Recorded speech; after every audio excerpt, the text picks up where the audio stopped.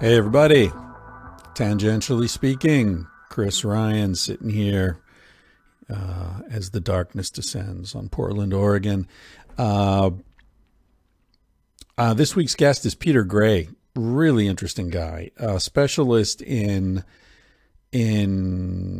education, childhood, and like me, he goes to the well of prehistory and hunter-gatherer societies to try to understand how it is that human children need to be educated. What is the natural way for our species to learn?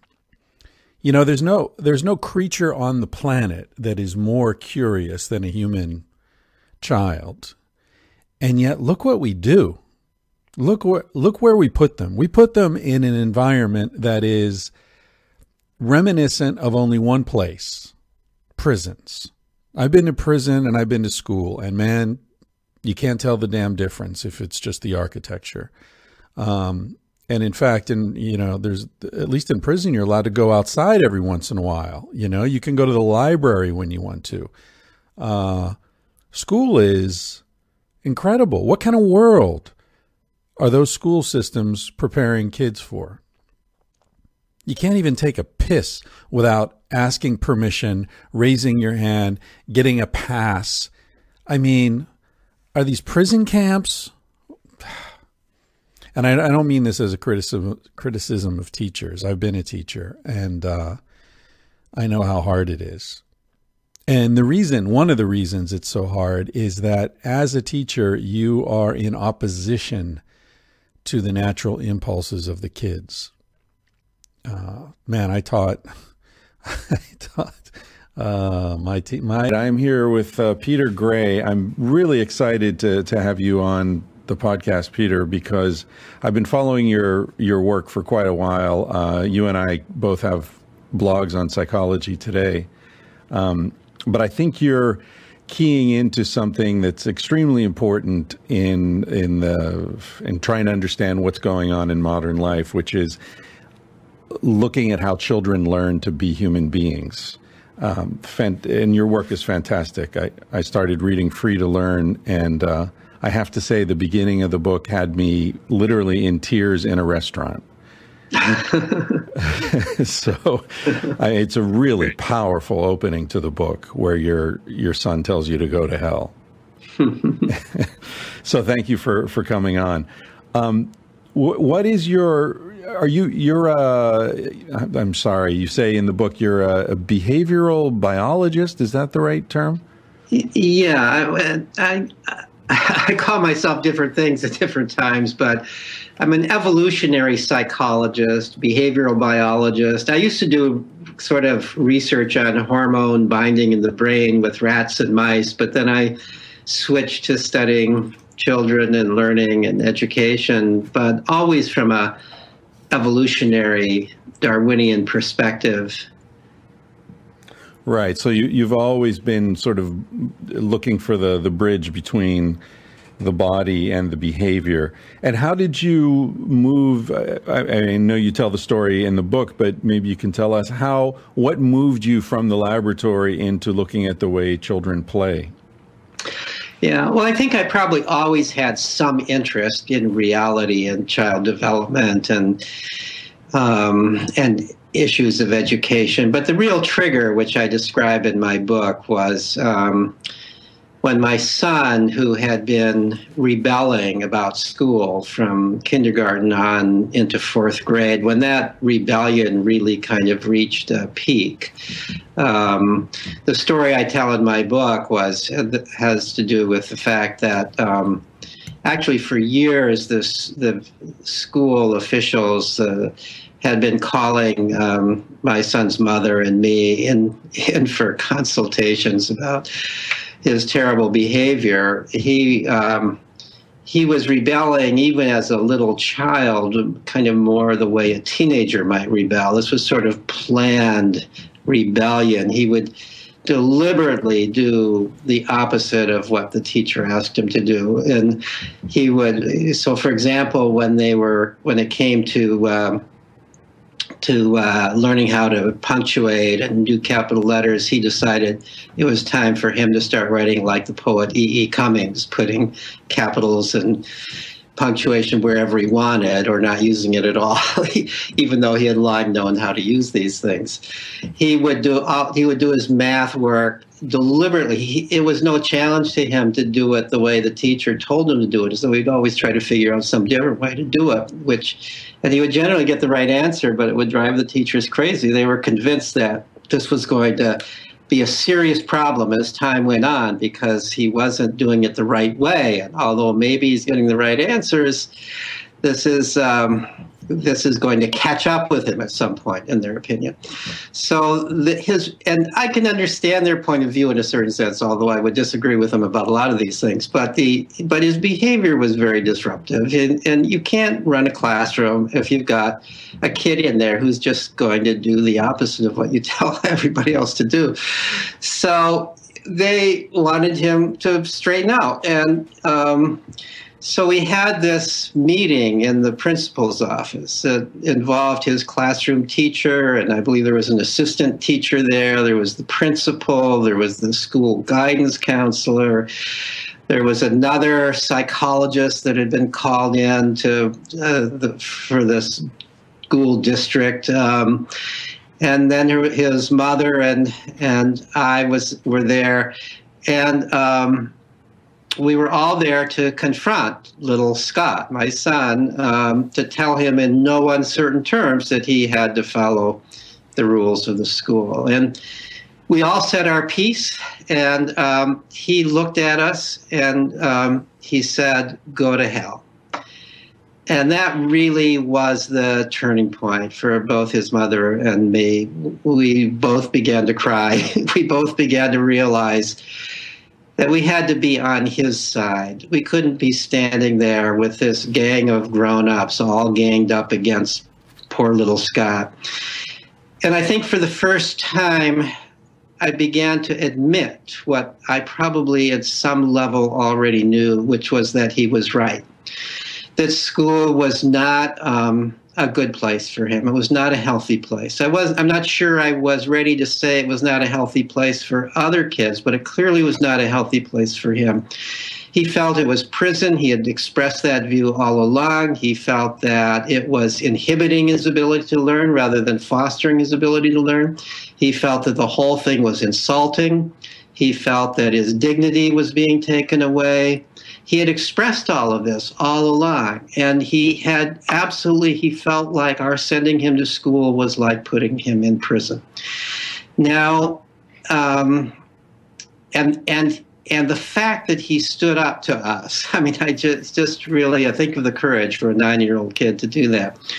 So that was when we decided finally we had to take him out of that school, and we had to take him out of anything like it. I mean, we looked at some progressive schools in Boston. They would have been very expensive, but we determined he could have gotten a scholarship, so he could have afforded to go there. But it was very clear to him and to us that they weren't that different. I mean, it was still the same idea. Teachers tell you what to do, and maybe they give you a little bit more choice, but still they have certain expectations of what you're supposed to do. You really don't have all that much freedom.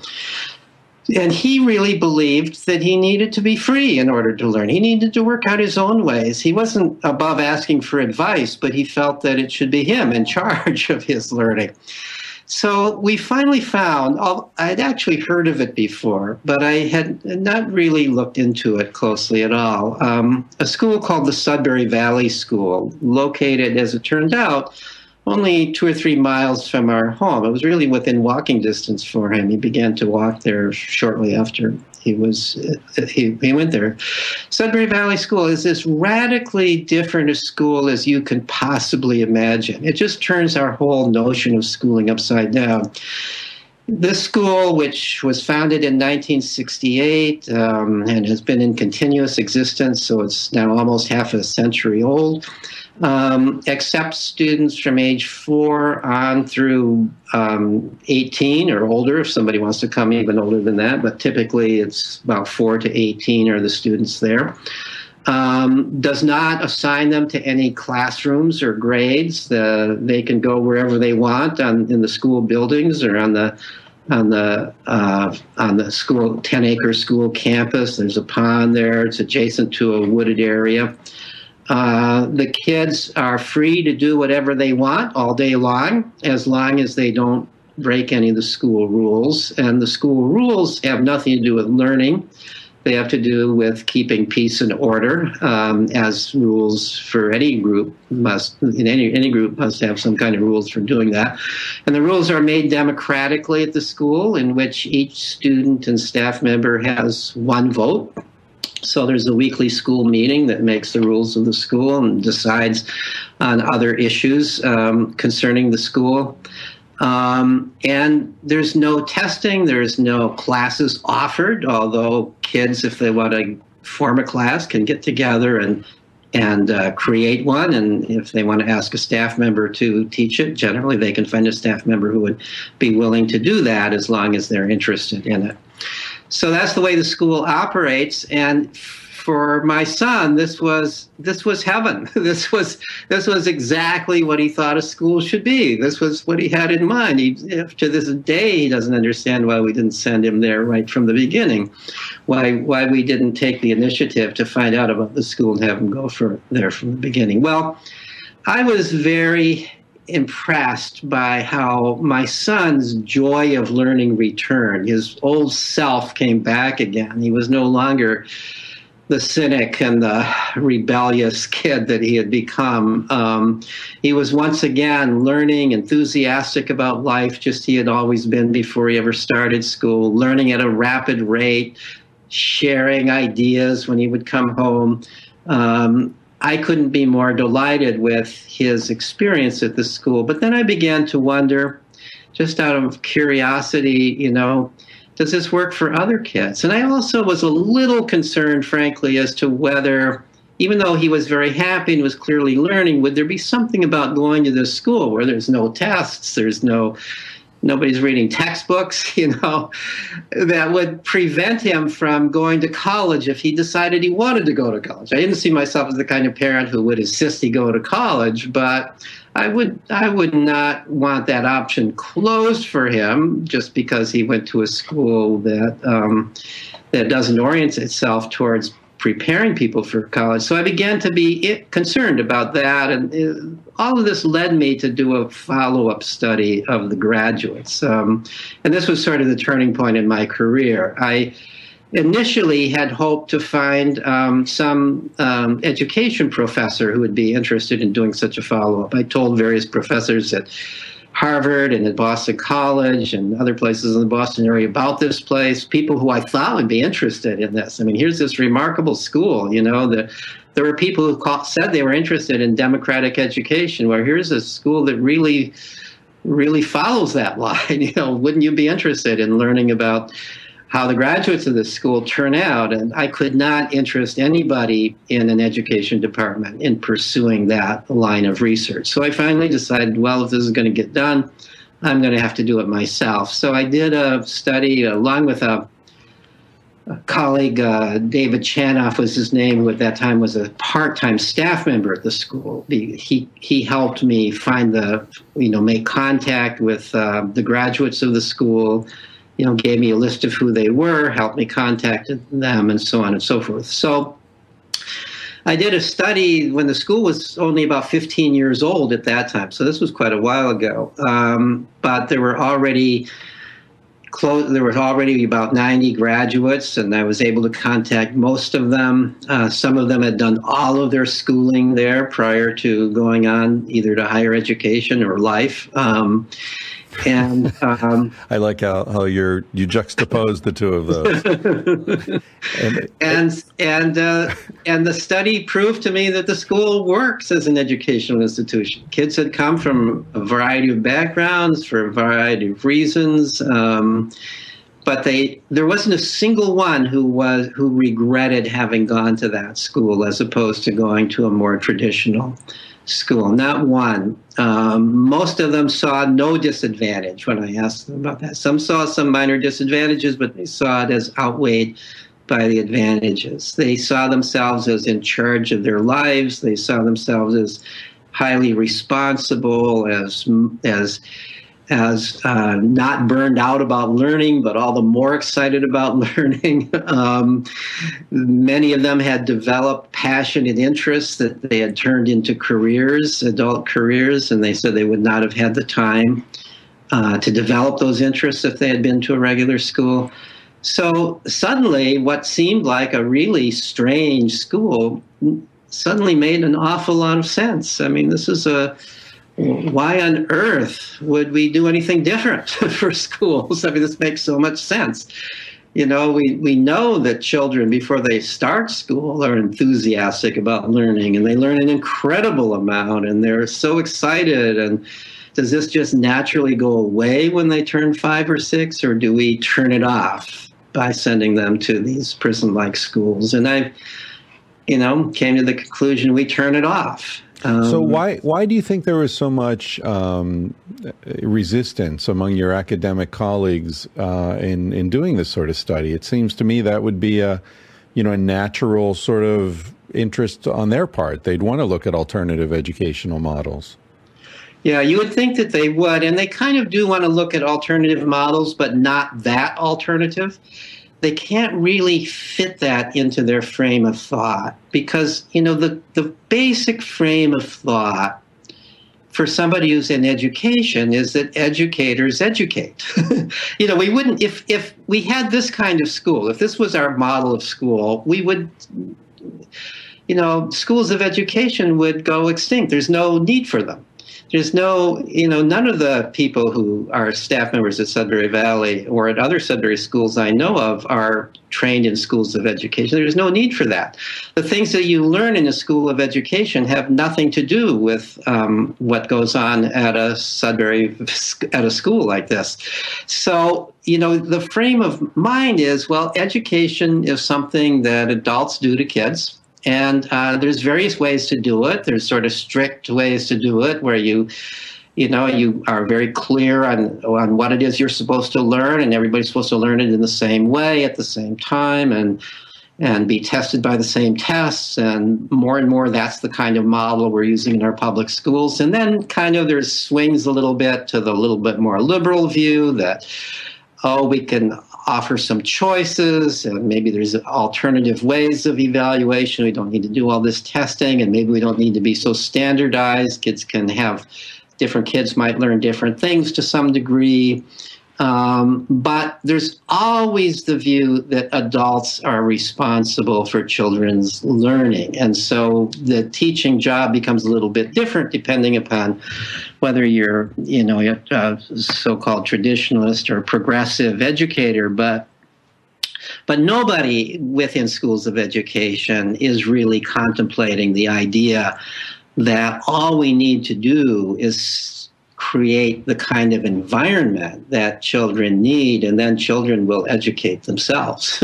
Yeah, you remind me of a quote. I can't remember who said it, but I had it up on my wall for a while in a previous office that said something like, I'm paraphrasing, but it was something like, you can't teach children anything. You can merely create an environment in which they want to learn. And it sounds to me the way you're saying is you don't even really need to create an environment. You just need to get out of the way. You need to get out of the way. I think to some degree, though, there is a value in the kind of environment that a place like Sudbury Valley School creates. Because kids, first of all, I mean, here's what happens at the school. First of all, there's a lot of other kids, a whole age range of kids. So little kids see what bigger kids are doing, and they want to do that. They see older kids reading, and they want to read.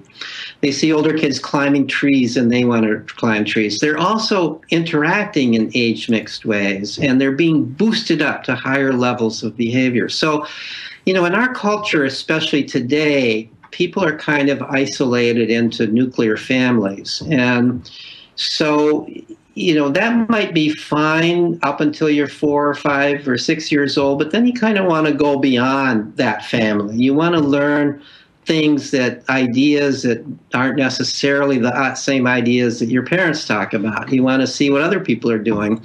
And you especially want to connect with a lot of other kids. Kids are really designed to learn from other kids, and they're designed to learn through play, and especially through play in age mixed groups. Play always historically with human beings, it was always age mixed. We never had kids segregated by age until the time of modern schools. So the natural way that kids learn is they're playing in age mixed groups, and the little kids are learning from the bigger kids.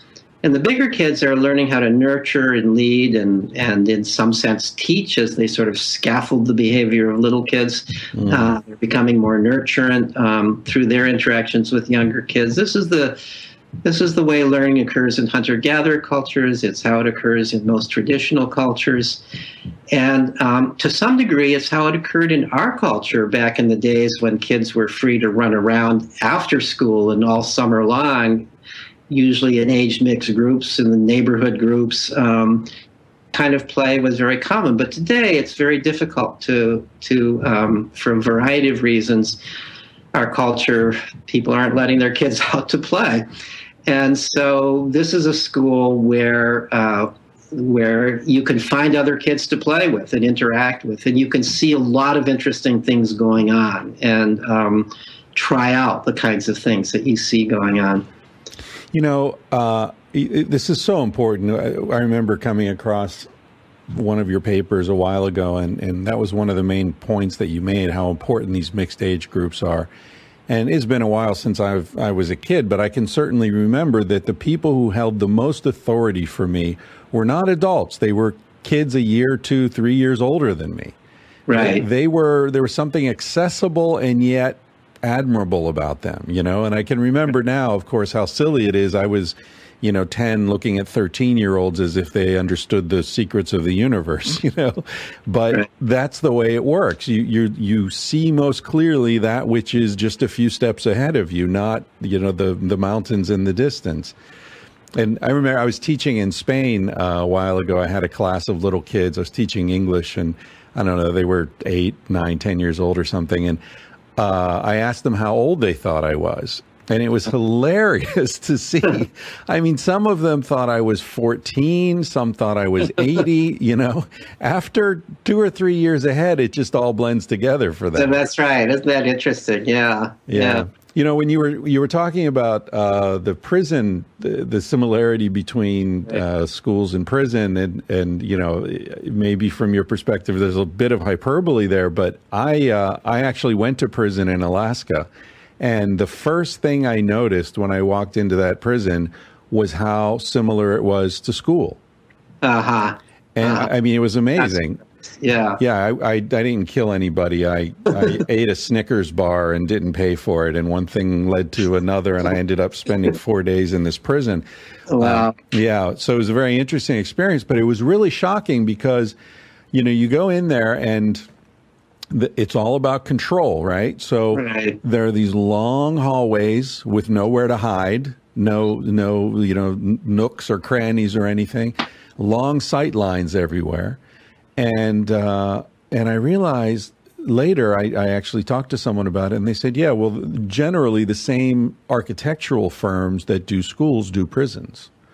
Yeah. Because it's the same work.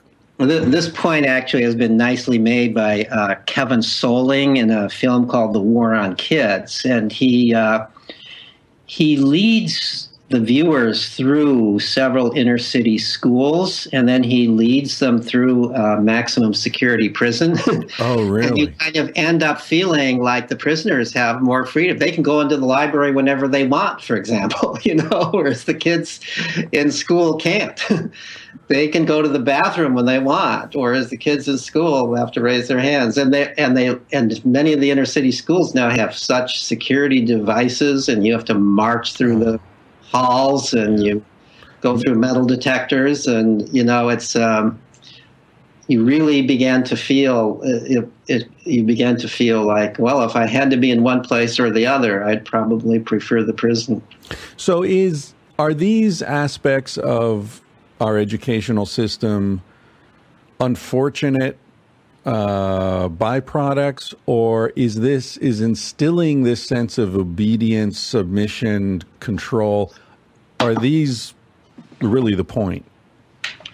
That's a really good question. And different people have different views on this. I think I'm not among those who says that today's educators are part of a conspiracy to dumb kids down or to prevent them from learning or to make them all conformists and so on. I think most people in education genuinely want to create kids who are critical thinkers, who are creative and so on and so forth, but they're just not thinking it through because they're stuck in this model that has come down through history. We're really victims of history in many, many ways. And we went during hunter-gatherer times. I've done interviews with anthropologists looking at children's lives in hunter-gatherer times. And hunter-gatherers valued willfulness. They valued children's freedom. Children were allowed to play and explore all day long, including teenagers. They weren't expected to do any real work. This is anthropologists who studied hunter-gatherers who lived as hunter-gatherers into the late 20th century have regularly reported this. The kids are very self-directed. Parents don't tell the kids what to do. They expect the kids are going to learn what they need to do through exploring and playing in age-mixed groups. But then we went from hunting and gathering to farming. And the farming world is a different kind of world. First of all, you suddenly create class differences once you go to farming. You have an ownership class who owns the land. You have inheritance of property, so the father owns the land, and you better please the father if you're going to get the land. You have, whereas hunting and gathering are highly creative and individualistic, and you have to figure out how to do it, and there's new challenges every day. Farming is more routine. It's more rule following. There's a lot of hard labor associated with it. But doesn't take that much cleverness for a lot of the work to be done. I don't want to say there's no cleverness involved in being a good farmer, but a lot of the work can be done without, you plow the field, you weed, you do all this hard work, and kids can do it. And once you had farming families, you also had bigger families. Hunter-gatherers didn't have very big families. They tended to have not more than one child a woman wouldn't have more than one child every 4 or 5 years.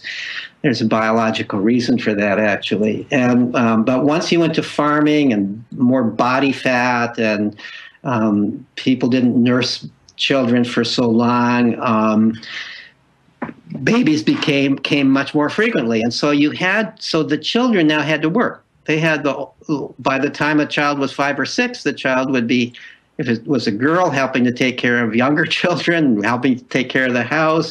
If it was a boy, helping out in the field. Girls might be helping out in the field too. And you also then went increasingly to a situation, as you think of the progression of history towards feudalism, where the great majority of people were slaves or servants of one sort or another, so that most people were growing up to be subservient. And to be subservient, you can't be willful. You can't feel like you have the right to do what you want to do. You can't feel like your ideas matter. You have to just obey the rules of what you're told to do. And so child raising changed to a mode of suppressing will rather than fostering will.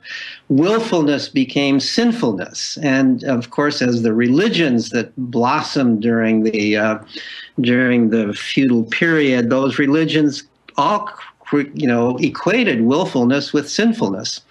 And schools came out of that tradition. Schools really were the schools as we know them today really began to flourish with the Protestant Reformation. And the Protestants, unlike the Catholics, believed it was important for kids to learn how to read so they could read the Bible and interpret it themselves. But they also believed that it was very important that the children believe the Bible and that the children follow authority. So schools were really developed by the Protestants to teach kids to read, but also to teach Protestant doctrine and to teach obedience. And kids, at that time were beaten if they didn't follow the rules. They were even beaten if they didn't learn their lessons, physically beaten. So just as kids were being beaten if they didn't do their chores on the farm, or as we developed factories, if they didn't work in the factories as they should, there was the feeling that the way you get kids to do what they need to do is you beat them. There was no sense that free will is a valuable thing. What you have to do is get rid of free will. And schools were aimed at getting rid of free will, so that the children would grow up obedient and far from critical thinking. You didn't want anybody questioning the doctrine of the Bible. You wanted people to believe that doctrine. So schools developed, the model of school that we have today really developed in order to teach obedience and to indoctrinate children.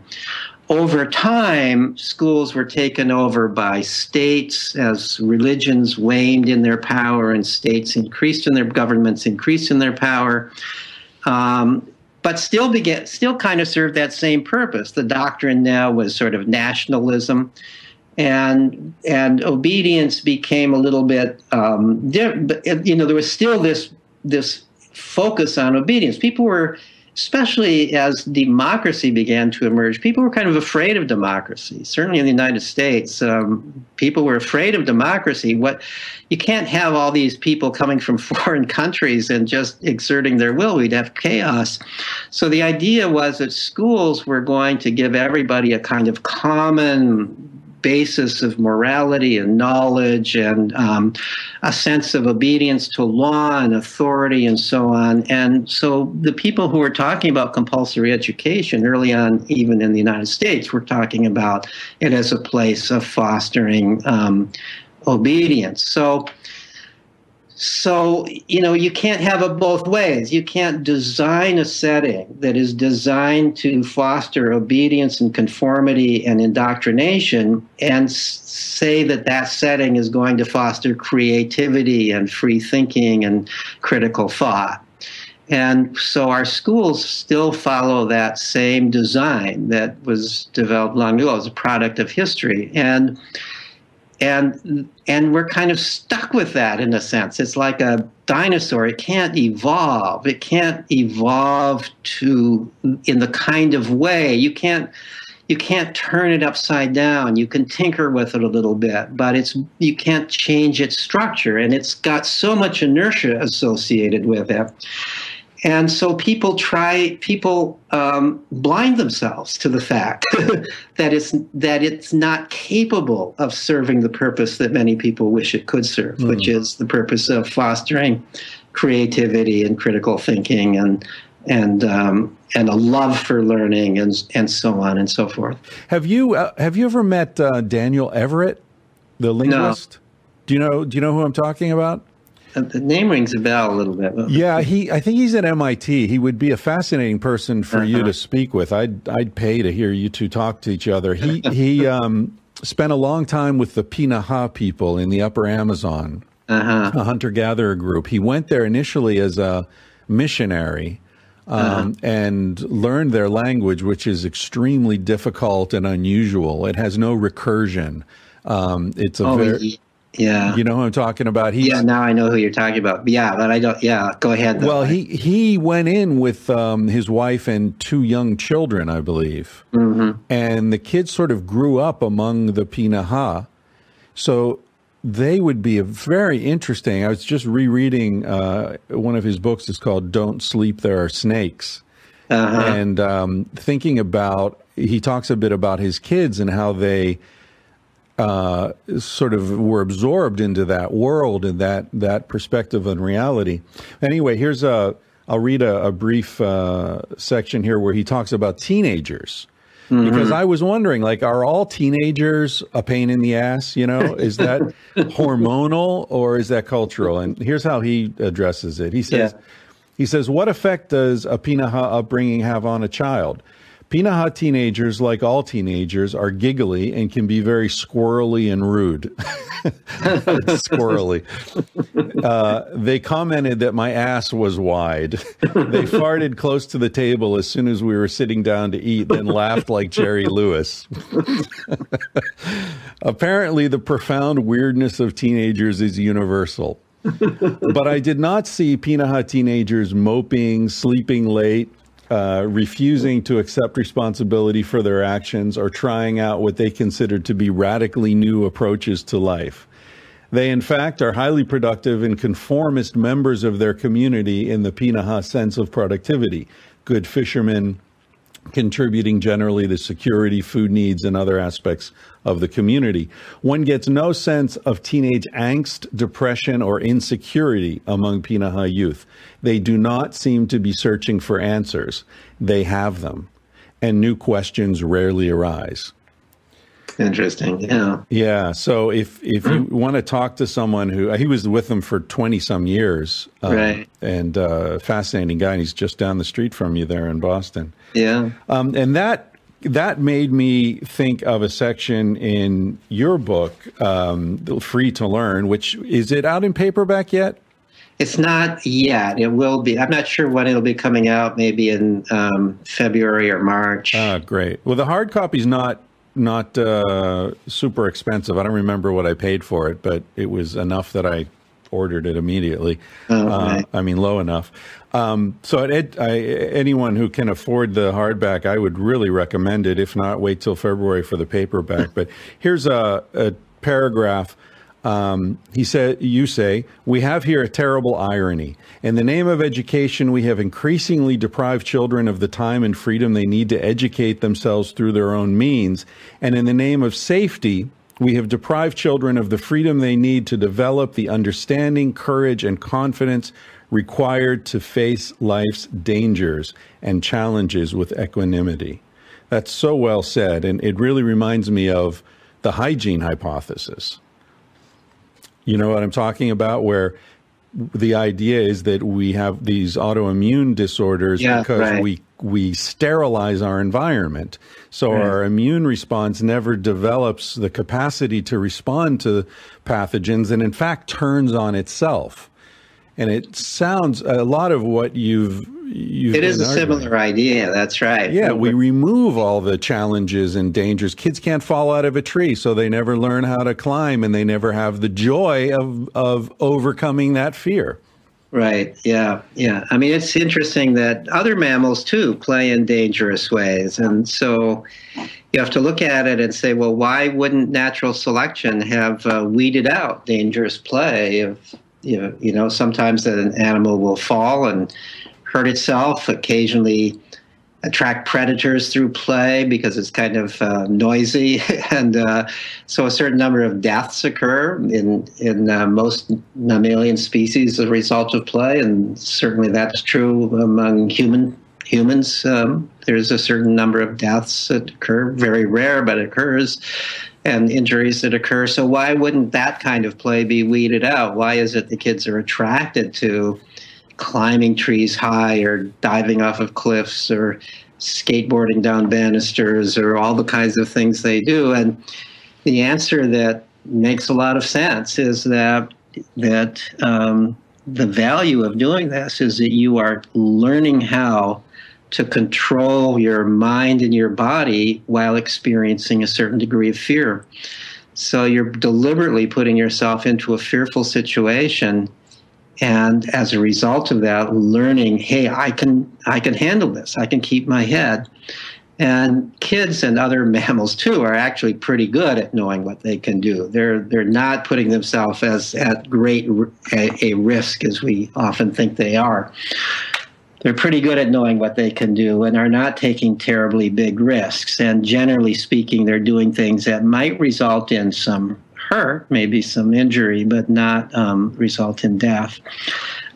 So everybody at some point in their life has real emergencies. And if you lose your head at that time, you may die, or your child may die because you've never experienced fear and behaving under fear and figuring things out while experiencing fear and controlling your body while experiencing fear. But if you've had a lot of practice at that in play, then it's not a new experience. You're more likely to be able to survive a real emergency. I think it makes a lot of sense. Play in general is how mammals practice the skills they need to practice. And so the skill of behaving, keeping your head and your body under control in fearful situations is one of those skills that's important to practice. There are many other skills that children and other mammals practice in play also.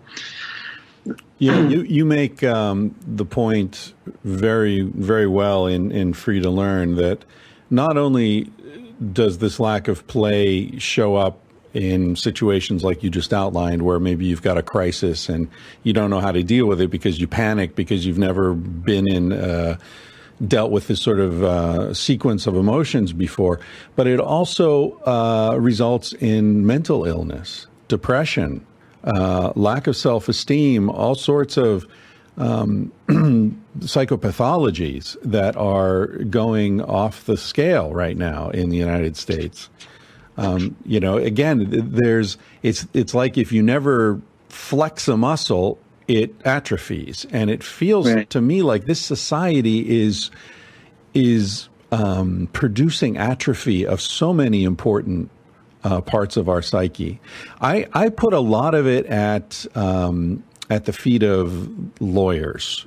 No individuals, of course, but the fact that there are so many lawyers here and they're all looking for work to do, which often includes personal injury and so on. Okay.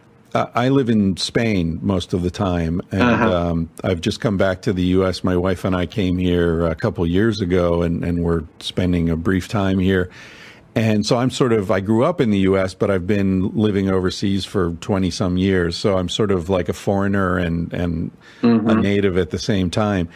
And it's striking how in Spain, for example, in Barcelona, if you walk down by the port, there's this big boulevard where everybody walks on, afternoons, have some ice cream. There are kids everywhere running around and people on bicycles. And at the edge, it drops maybe 10 or 15 feet into the water.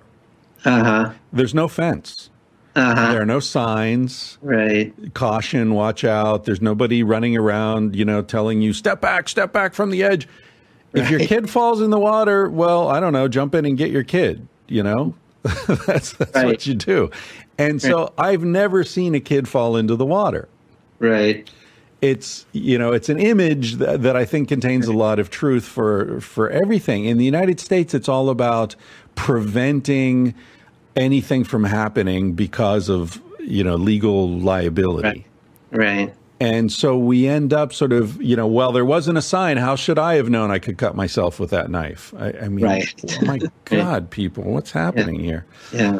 So let's get into the essential conundrum, because I can imagine a lot of people listening to this, a lot of parents of young children are thinking, okay, great, that all sounds wonderful, but it's very idealistic. The fact is that we need to educate our children for the world they're going to live in, not the world we wish they would live in.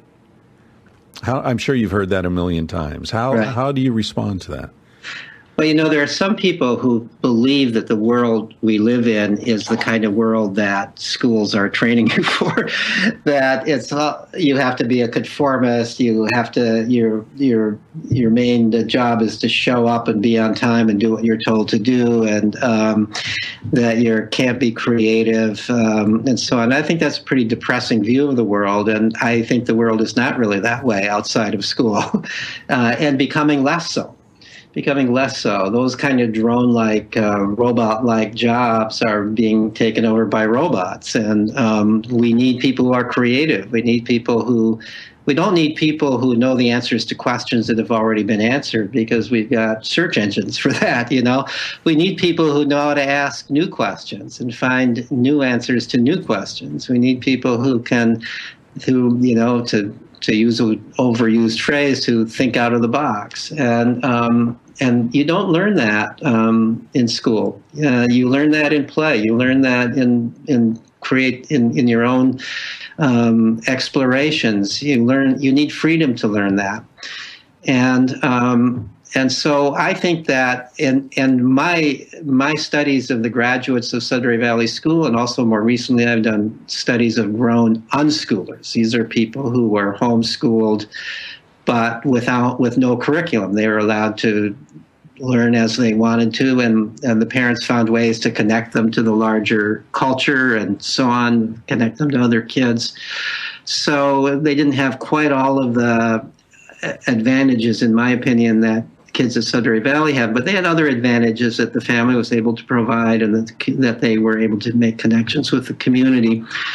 And my experience with both of those groups of adults is that they do very well in the real world. They're very well ready, and they don't have any difficulty even going on to higher education. You'd think at least there would be a disadvantage there, because if you go to college, you've now got to read textbooks. Maybe you've never read a textbook before. You've now got to take tests. You've never taken a test before. You've got to do things on a timely manner, and maybe you haven't had to do that before. But it turns out these things are not hard to learn. And if you want to do it, if you decide you want to go to college and you haven't been raised in a closet and you know how to learn, it turns out you can do it. There are people who graduate from Sudbury Valley. The majority of them actually go on to college, and many of them to highly prestigious colleges, including, and this includes people who've never, ever taken a course before. You know, they don't have any grades. How do they even get into college, people ask, you know? Well, I was going to ask you. They have an advantage, you know. You apply to an Ivy League school from a regular school, and you've got all A's and perfect scores on the SATs, but that's a dime a dozen. But now here's somebody who's applying who said, I don't have any grades. You know, they've probably taken the SAT and they've studied for it and done well, but they maybe have a portfolio, and they come with some ideas of what they want to study, and they're used to talking to adults, and so they ask for an interview with the chair of the department they want to study in, and they impress that person because they've actually read one of his articles. They're smart enough to do that. So yeah. You know, so there's a lot of ways to get into college. There are people who go to college with no high school diploma, quite a lot of them, and more increasingly so from this unschooler group. Some people leave Sudbury Valley without bothering to take a diploma and go right on to higher education. So no matter what route you want to take, there doesn't, you know, we are mistaken to believe that all that tedious stuff you do from grade kindergarten on through grade 12, as if it's all sequential and scientifically determined. This is what you have to do to become an effective adult. You know, these Sudbury Valley and unschoolers just put show us that's just completely false. It's just a total myth. I mean, here are people who do none of that, none of it. And they go on and do just fine in life, including in higher education. You're a deeply subversive man, Peter. You act like if somebody misses a few days of class, they're going to be hopelessly behind forever. You're right. Who've missed the whole damn thing, you know, and they're not behind. You know, I get, I think most of the people who listen to this podcast are probably in their 20s and 30s. Yeah. Probably just because most of the people who listen to podcasts are in their 20s or 30s. Just the medium itself isn't really that popular among older people. But I get a lot of emails from people saying, you know, what should I study? Where should I go to school in order to, you know, do what you do? Now, first of all, I don't know what I do, so I don't know how they know what I do. But what occurs to me and what I've been saying to people is don't assume you even need to go to college. Now, if you want to, fine. But the way the world is changing, and you touched on some of this earlier with the search engines, and, you know, you don't need to memorize facts anymore because you've got a phone. You can have that fact in your hand in 3 seconds. Right. What you need to do is to be able to think quickly and creatively and come at things from a different angle. And a lot of these people, it's like, well, I need to go to college in order to do this and punch that card and do that and do the other. And then you're going to graduate in, $30, $50, $60,000 in debt. And really these days, if you're interested in something, you can probably contact the top people in that area directly. And if you're an interesting enough person and you present yourself in a way that is somehow useful to them, you can probably apprentice to someone in that field and skip all this bullshit of, getting through the different jumping through all the hoops. You can basically go wherever you want to go if you've got enough umption, or whatever that word is I'm looking for, gumption. And just, right. You don't need to do all this stuff. But in a way, that's sort of a filtering process. If the people who don't have that, actually, I shouldn't blame the people. It's, Scott was really lucky to have parents who recognized at that moment that they were at a crossroads and they had to pick the right road and go with him, go with his nature. It's funny, you described him earlier as poor little Scott, and I was thinking he must have been a fierce little 9-year-old. He was a fierce little 9-year-old, it's true. How old is he now?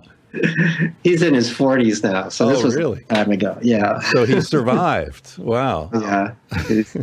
And does he have children? He does not. He's a staff member at Sudbury Valley School, actually. Oh, really? Wow. Yeah. And wow. So in some sense, those are all his children. So. Yeah, that's wonderful. Yeah. Yeah. That's great. Are there other countries that are doing this better? No. I don't think there are. In fact, in many ways, it's in many ways we are at an advantage in that we have. You can have a Sudbury school in the United States, in most states. Sometimes, some states you have to go through legal loop-de-hoops to be able to do it. But in Europe, there have been a number of Sudbury model schools started, and the parents have been arrested for sending their children there because it doesn't satisfy the definition of a school. In many places in Europe, even homeschooling is illegal, let alone unschooling. So, we do have somewhat more of a tradition of individual rights, admiration for people who take a different route than is true in most of Europe. So I think, and when you look at some of the other countries, when you look at some of the developing countries, they're taking the worst aspects of American education, the absolute worst aspects of it. And so schools are not any better than I recently returned from a trip to India, and I visited a couple of schools there. And I thought in India, as you said, in Spain, you saw more kids out playing. I thought I would see that in India. And I didn't. I did not see kids out playing. I saw one little group of maybe teenage boys and young men playing a game of cricket in a field, and I saw a couple of young men, possibly teenage boys, flying kites from rooftops. But other than that, I saw no play outdoors. And I asked people about that. I asked an old farmer. My wife and I were taking a walk down a country road, and I said, I haven't seen kids outdoors playing. And I said, what's happened? And he said, he was about my age, and he said, well, when I was a kid, we played all the time. And even when my kids were kids, they played out all the time. But nobody plays out anymore. They're all going to school. India's been very successful in getting kids into school, if you count that as success.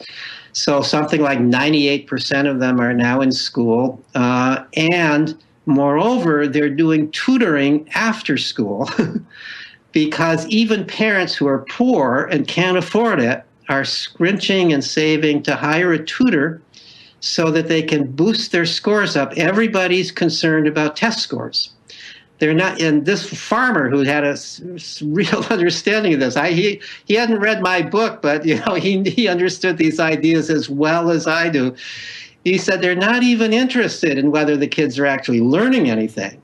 They're not interested in, all they're interested is in the test scores. And because they've got a system now where you need to get a 98, he said, in order to make it onto higher education. And everybody wants their kid to go on to higher education because that's the way to be boosted up in the new India economy. That's just, they've structured it that way. So kids are, he says, they're hiring tutors and doing tutoring after school to boost their scores from 96 to 98. I visited a couple of schools and I raised this question with the school principals, and they said the same thing. They tended to blame the parents, not the school. They said the parents are so insistent on high test scores that they don't let the kids play. They have them doing tutor. So here's India, India, where people don't have enough to eat, where there's garbage on the streets, where there's flies, there's festering, it's filthy, the air pollution is horrid, you can't drink the water.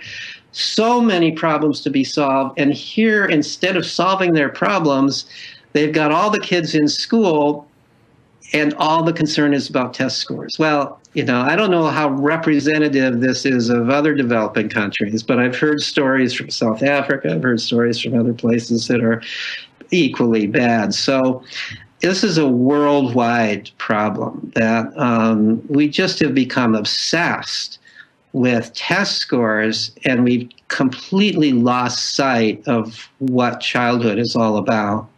I wonder, I read a quote recently, and I can't remember the exact words, but the idea was that as man merges with machine, the organic parts become problematic and get sort of sloughed off. And, as you mentioned, this has happened so fast. This has happened I'm 52, and when I was a kid, I was outside all day. It was, right. At 6 p.m. when the fire whistle goes, come home for dinner. Until then, nobody cares. And now that's over. Right. It's pretty much over.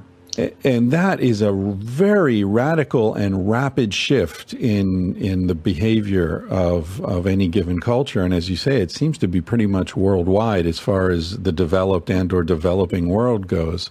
I wonder to what extent this is, there's this radical shift happening in information technology, in the work world. It sort of seems like those of us who are useful to this technology are more valued than ever, and this sort of loss of the middle class is as you said, robotic jobs are done by robots now, so blue collar workers really aren't needed, and it sort of feels like a merging with the machine. Not to get too dystopian, but yeah, it's crazy. I'm sure you've seen, in fact, maybe even in your work, you've got those the maps of how far afield children go in different generations.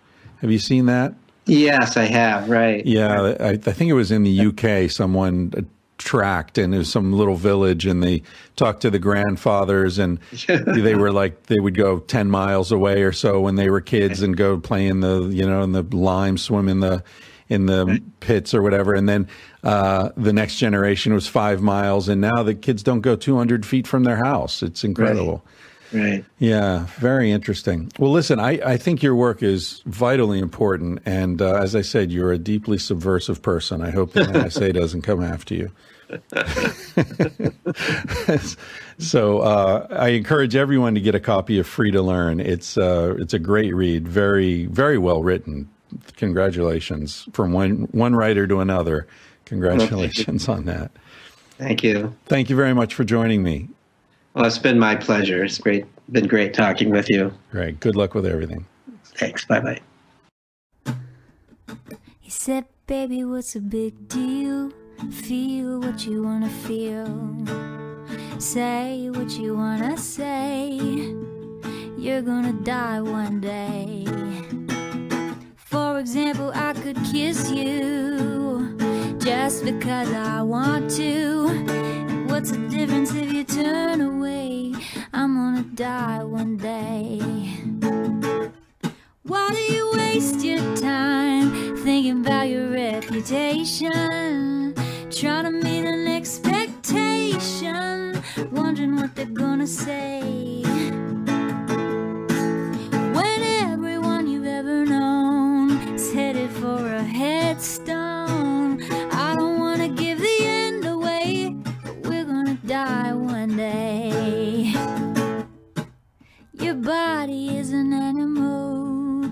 doesn't ask for much. A little music and a soft touch. Why don't you let it out to play? Your heart is in a bird cage, singing in your chest. You wanna shut it up, but give it a rest. You're gonna die one day. Why do we waste our time thinking about a reputation, running from a confrontation, wondering what we ought to say, when everyone we've ever known is headed for a headstone? I don't want to give the end away, but we're gonna die one day. We're gonna die one day. We're gonna die one day. So baby, what's a big deal? If you wanna be free, say what you wanna feel. Spend the night with me. I'm gonna take you up in my arms, and if we must go down, we'll go singing to the smoke alarms.